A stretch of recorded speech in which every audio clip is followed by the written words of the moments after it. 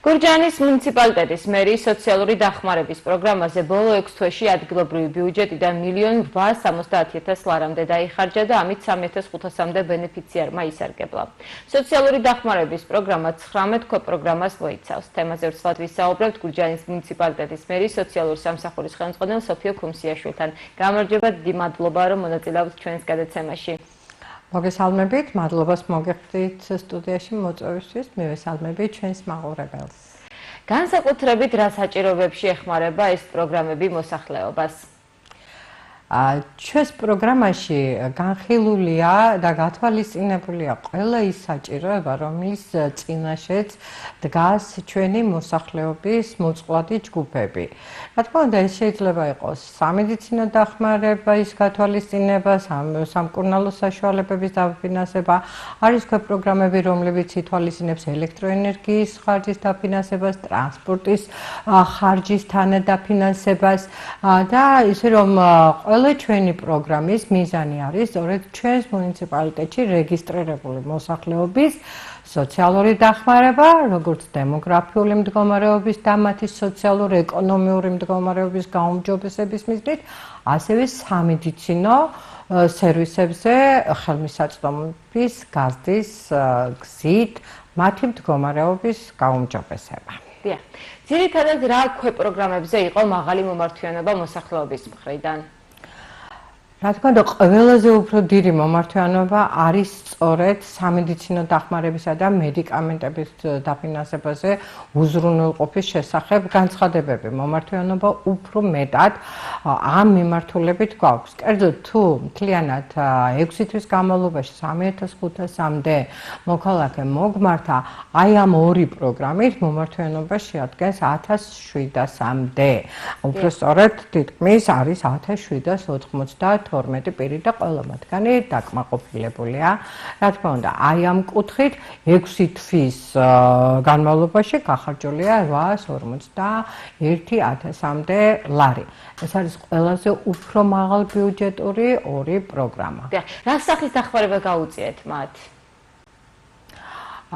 ამ ქვეპროგრამებით ძირითადად ხდება მათი ფინანსური დახმარება, თანადაფინანსების სახით, როგორც მოგეხსენებათ, თვითონ სამედიცინო დახმარებას და მედიკამენტების დაფინანსებაც კიდე ქვეპროგრამებად არის დაყოფილი და ცალკე არის გათვალისწინებული ზოგადად ყველა დაავადება და ცალკე არის გამოყოფილი ონკოლოგიური დაავადებების მქონე პაციენტთა მკურნალობა, როგორც გამოკვლევები, ასევე მედიკამენტები, იმიტომ რომ ყველაზე უფრო მეტად ბიუჯეტური და ფინანსურად დიდი ფინანსური წვრთის მატარებელი არის სწორედ ეს დაავადება და ამიტომაც ჩვენ უფრო სხვადასხვანაირად ვუდგებით და სხვადასხვანაირად ვაფინანსებთ აი ამ ორ მიმართულებას.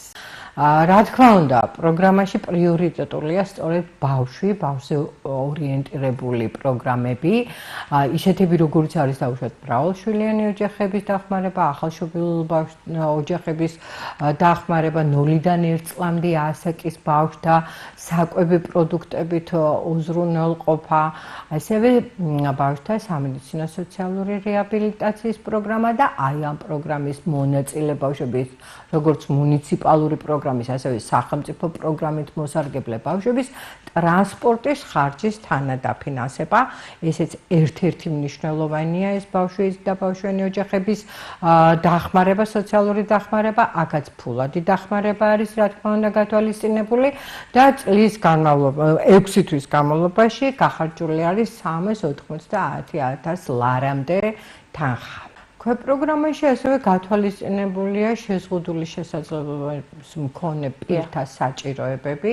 ამ კუთხითაც მათ შეუძლიათ ამ მიმართულების, ესე იგი ამ ჯგუფის მოქალაქეებს შეუძლიათ ისარგებლონ როგორც სამედიცინო მომსახურების, ასევე მედიკამენტების მიღებით. ცალკე გვაქვს ჩვენ შეშინებული პირთა დახმარების ქვეპროგრამა, რომელიც ითვალისწინებს მოვლის საშუალებას და სხვადასხვა დამხმარე საშუალებების თანადაფინანსებას.